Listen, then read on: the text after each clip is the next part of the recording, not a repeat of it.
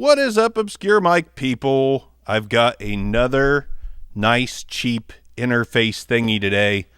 Maono, brand new, Maonocaster C2 Neo podcasting console. Yes, y'all. It's going to be $60, $59.99, which basically it's coming to take on the Fi-Fine Ampli game mixer, and we got a pretty interesting competition here. We're just going to focus on the Maono. I'm going to give you my pure thoughts here, but let me show you what comes in the box. Then we'll go to B-roll on the machine. The box, it just has some documentation, like they all do. A little bit of foam, and really the only thing we got in here is a USB A to C and a dropped TRRS to TRRS cable. That's it. That's all we need. And then we got the console, which I'll show you right now. All right, so this is the Maonocaster Neo C2. If you can't tell there, it is literally smaller than my hand. I do have some pretty big mitts, as we used to say on the Back Row Fantasy Show, my first podcast, but it is pretty small. It is plastic. As you can see, most important thing to me is an XLR connection, because without that, it's kind of hard to run, good condensers, so on and so forth. First things first, the biggest drawback of any of these machines that I have seen, does it have latency-free monitoring? The answer, again, is no. It has monitoring with latency, so nothing you can do there. I wish we had the colors better. We have some colored lights here. There you go. Bluetooth. We've got Bluetooth. I've got that connected, so we'll play around with that. We got a 48 volts phantom power switch. Some reverb presets. Karaoke preset. Look at my face. You can see it in the reflection. Bunch of reverb presets there. We've got a direct monitoring button that I can turn off, or you can hold for loop back. So if you want to use the USB connection and feed music and stuff in from the computer, you can do that. We have a side chain button. I'll show you what that does in a minute. Most of you already know probably. What do I do if I turn that up? Oh yeah, I can get more volume out of that. Okay. USB and line output. Wow. Okay.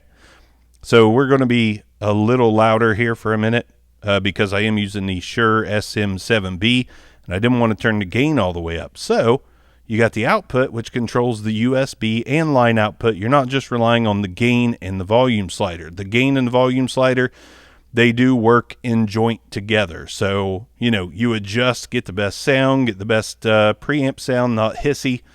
And this thing is powering the SM7B right now. So we've got some sound pads. Those are record only.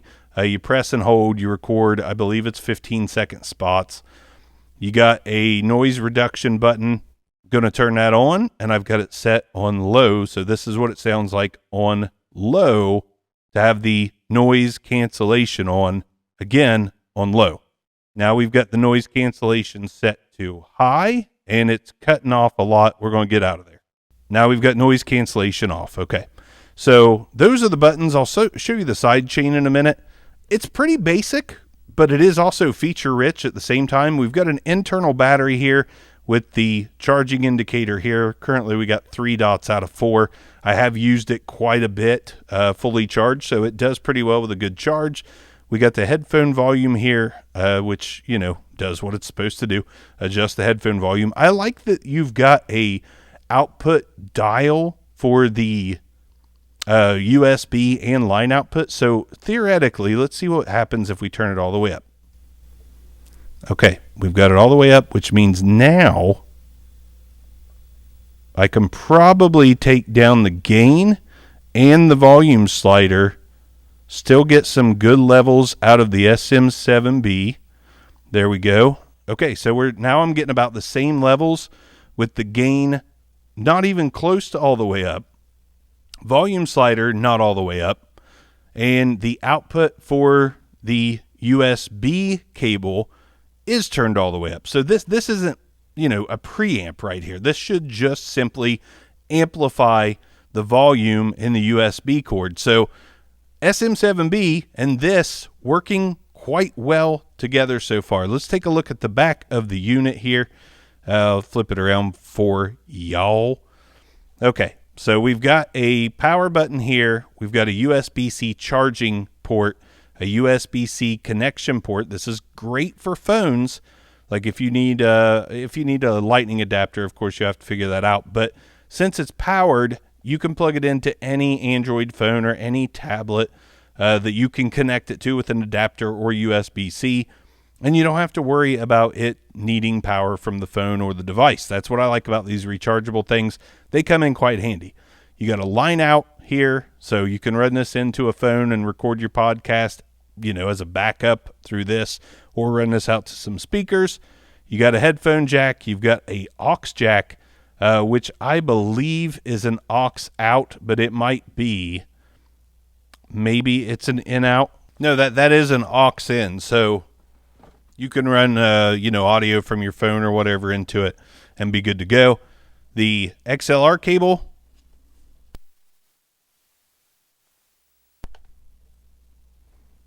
as you just saw there, it is a combo jack. So, yeah, you got that. Let me show you what the side chain does real quick. Of course, I'm going to have to use some royalty-free music for this, so we're going to go to one of my terrible jams here. Let's go. All right, so I'm going to play a guitar track here, and we're going to use the side chain in a minute. Let's get this rolling. This is how you control the audio coming in, whether it be from the aux port or the Bluetooth. This is the volume. So let's go. All right, so I'm talking over the audio track.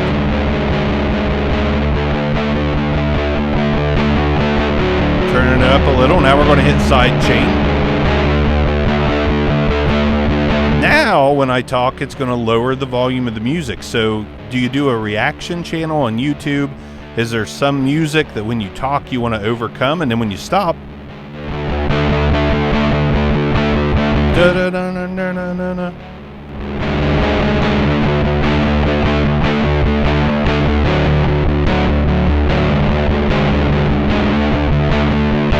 All right, so I just stopped that. Just a little track I've been working on for way too long. This is quite a compact and capable little machine. I'm going to get the bad part out of the way.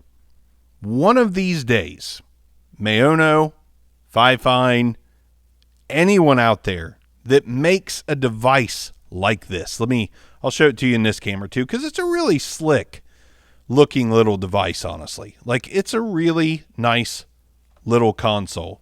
And honestly, there's only one thing about this. And it's the same thing across all these devices that are similar to this, and it's the fact that you don't have latency-free monitoring, and it sounds just a tad echoey. This one is a little more echoey than the Fifine. I like this more than the Fifine. I'll go ahead and say that now.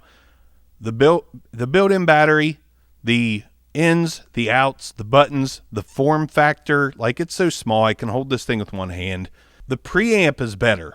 Now, the Fifine ran the SM7B just fine, but the preamp in this, I think, is really quite good.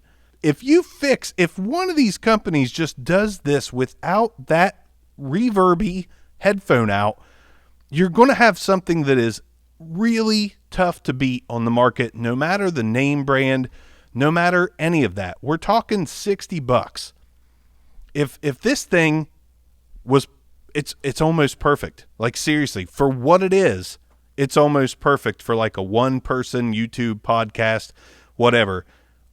I am most impressed with this now. Out of all of these style of devices that I've gotten in, this is the most impressive. One thing holding it back from absolute greatness. It would be great for $60.